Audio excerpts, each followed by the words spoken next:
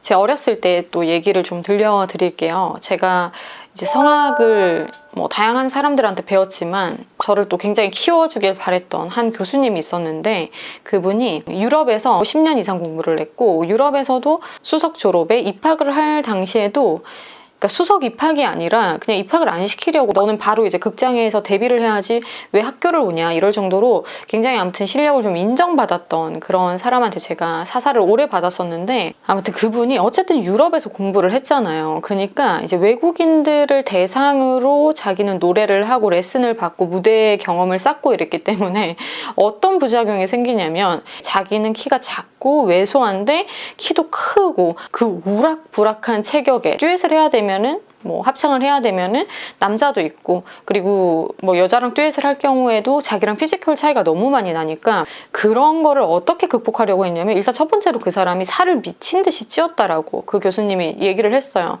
그러니까 이 사람들이랑 나랑 체급 차이가 너무 나니까 뭔가 에너지를 맞추려면 내가 살을 찌워야 되겠다 하면서 살을 엄청 그때 찌웠다라고 하더라고요. 아무튼 그래서 그런 식으로 좀 외적으로 자꾸 그걸 맞춰보려고 하니까 살이 찐 건 일단 그렇다 쳐요. 근데 오류가 어디서 오냐면, 예전에 성악을 가르치는 사람들한테서 그런 요구가 가끔씩 오게 돼요. 콧구멍을 열어라, 이렇게 가르치는 거예요.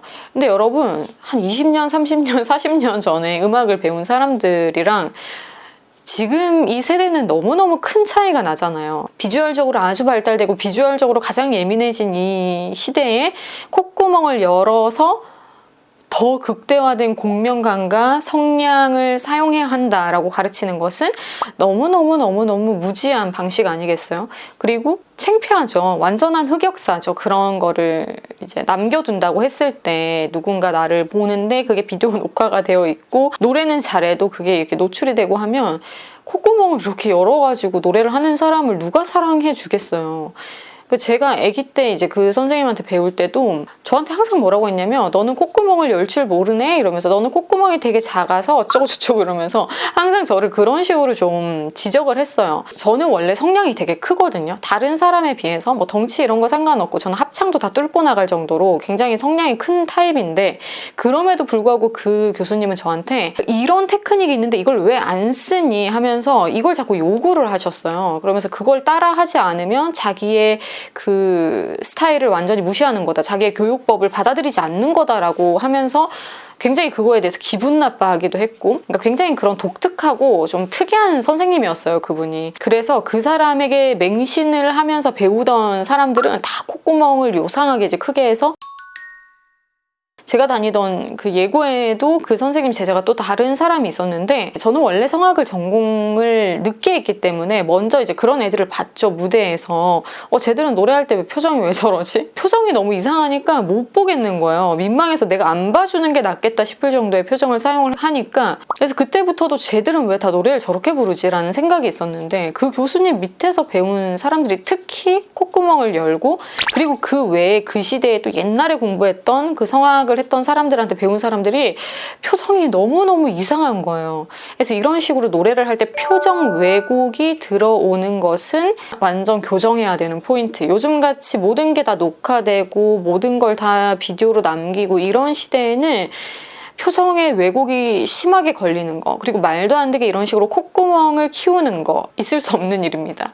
그래서 제가 이거를 왜 선택을 해서 얘기를 했냐면, 여러분들한테 딱 이렇게 와닿는 단어로서 인지를 시키기에는 콧구멍이 단어가 가장 효과적일 것 같다라는 생각을 했기 때문에, 그 외에도 미간을 계속 찌푸리면서 노래하는 거, 아니면은 입이 한쪽으로 좀 삐뚤어져서 계속 노래하는 거, 그리고 입을 굳이 그렇게 크게 벌릴 필요 없는데 입을 쭉 벌려서 목젖까지 다 보여주면서 노래하는 거, 여러분 이런 거 제발 우리 하지 않도록 해요. 안 해도 노래 잘하거든요. 그런 걸 안 해야지 더 좋은 소리가 나는데, 오버스럽게 계속 인간의 한계를 넘어서 무슨 동물 울음소리를 내고 싶어서 그런 건지 어떤 것까지를 기대하고 자꾸 그렇게 하는지 모르겠는데, 우린 동물이 아니잖아요. 인간으로서 낼 수 있는 가장 멋지고 좋고 큰 소리, 울림 좋은 소리가 분명히 있는데, 무슨 동물적인 방법으로 그렇게 피지컬을 온통 다 써서 한다라는 거는 싱어로서 좋지 않다. 그래서 예쁘지 않아도, 멋있지 않더라도 노래할 때의 모습이 보기에 좋으면 사람이 또 멋있어 보이거든요. 그러면서 노래도 잘하면 당연히 더 멋있어 보이고, 그래서 이런 것들이 제일 필요한 교정 포인트다라고 볼 수가 있습니다. 그래서 저는 저한테 이제 수업을 오시는 분들한테 많이 강조를 하는 게 비주얼 트레이닝을 굉장히 많이 시켜요. 얼마나 중요한데요. 아무리 노래 잘해도 얼굴이 이상하고 자꾸 찌그러지고 한쪽으로 어디가 삐뚤어지고 이런 분들은 절대 데뷔 못합니다. 방송계 쪽으로. 기획사에서 일하시는 분들도 제가 많이 만나지만 그런 사람들은 그냥 논외예요. 그런 사람들을 두고서 어쩌고 저쩌고 하지 않습니다. 왜냐면 정말 잘 만들어져 있는 사람들이 많은데 굳이 뭐 얼굴을 계속 그렇게 쓰는 사람을 애달게 코칭할 이유가 전혀 없는 거죠. 그래서 이거는 빨리 습관 들기 전에 고치는 게 제일 좋습니다. 그리고 이거를 생각외로 자기가 잘 몰라요. 꼭 녹화해서 자기 얼굴 보면서 노래하기도 하고 아니면 녹화를 해둔 걸 보고서 내가 이런 특징이 있네 한번 찾아보시길 바래요. 그리고 두 번째는 좀 간단하게 얘기를 할 건데 우리가 3분의 노래를 한다, 3분 30초의 노래를 한다 했을 때 노래가 일정 박자로 일단 정해져 있잖아요. 그럼에도 불구하고 그 사이사이에 주어지는 쉼표 길이는 다 다르거든요.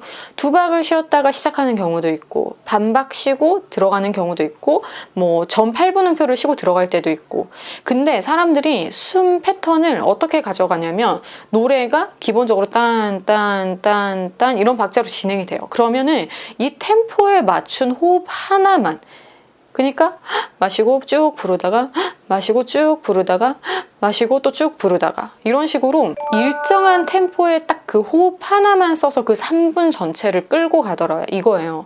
그러니까 이것도 교정을 하기에 굉장히 시급한 부분이거든요. 제가 아까 얘기했듯이 주어진 쉼표에 따라서 앞에 비는 박이 다른데 우리가 한 박이 비어요. 그러면 한 박을 쉴 수 있잖아요. 한 박 반이 비어요. 이렇게 시작할 수 있잖아요. 근데 자꾸 반박만 마시고 노래 부르고 그러니까 의외로 저한테 들어오는 질문 중에 많은 게 뭐냐면 선생님 숨을 언제 얼마만큼 쉬어야 될지 모르겠어요. 이 얘기를 되게 많이 하거든요. 그러니까 쉼표가 주어졌으면 그 자리는 숨을 쉬어도 되는 자리예요. 그리고 그게 너무 짧지 않다. 그러니까 16분음표처럼 반의 반박 같은 그런 짧은 박이 아니라면 그 자리는 숨을 위한 자리가 맞거든요. 그러면 선생님 반의 반박? 혹은 뭐 아무튼 굉장히 짧은 박이면 어떡하나요 했을 때는 그때는 좀 표현 자리 아니면 굳이 거기는 숨을 쉬지 않고 들어가도 돼요. 그러니까 마시는 행위를 하지 않고 그냥 짧게 끊어서 레가토가 되지 않는 선으로 이어지지 않게끔 불러서 그 다음 프레이징으로 넘어가면 되는 건데 거기를 또 쉼표라고 굳이 쉬려고 하는 사람이 있어요. 이것도 잘못된 거지만 그거보다도 더 심각한 게 쉼표에 의해서 계속 숨을 마실 수 있는 여유 자리가 달라지는데 좀 더 여유가 쉼표에서 박자감이 긴 이런 자리에서조차 계속 뭐 일정한 템포, 그 노래 전체가 가지고 있는 그 템포대로만 자꾸 숨을 마시려고 하는 그런 특징이 대부분 사람들이 있거든요. 그러니까 이런 거는 반드시 교정을 해줘야 돼요. 나에게 계속해서 숨을 쉬면서 편하게 노래를 할 수 있는 자리가 분명함에도 불구하고 노래 전체에 주어진 그 분위기에 맞는 호흡 하나만, 그러니까 호흡의 길이가 일정하게만 계속 쓰인다면 표현에도 좀 한계가 있겠죠. 그래서 호흡을 일정하게 하는 게 안정감 있게 들리는 게 아니라 굉장히 지루하게 느껴지고 그렇게 또 부르다가는 어느 시점 가서 한 1분 불렀다, 1분 30초 불렀다, 숨이 차요. 그래서 이런 분들이 선생님 저는 3분 30초 완창이 너무 힘듭니다. 1절만 하고 나면 기진맥진이고 아니면 1절까지도 잘 못 불러요 하시는 분들이 있어요. 이런 분들은 역시나 호흡 밸런스랑 그 뒤에 노래하는 프레이징의 밸런스가 맞지 않기 때문이죠. 자기가 폐활량이 작고 숨이 뭐 짧아서 이런 게 아니라 나한테 주어진 그 시간을 숨적으로 활용을 못하기 때문이에요. 그래서 호흡은 이런 식으로 해주는 거지 하나의 일정한 호흡만 가지고 홀짝 마시고 부르고 홀짝 마시고 부르고 이게 아니라는 겁니다. 그래서 이것도 반드시 극복하고 교정해내야 되는 포인트라고 보시면 돼요.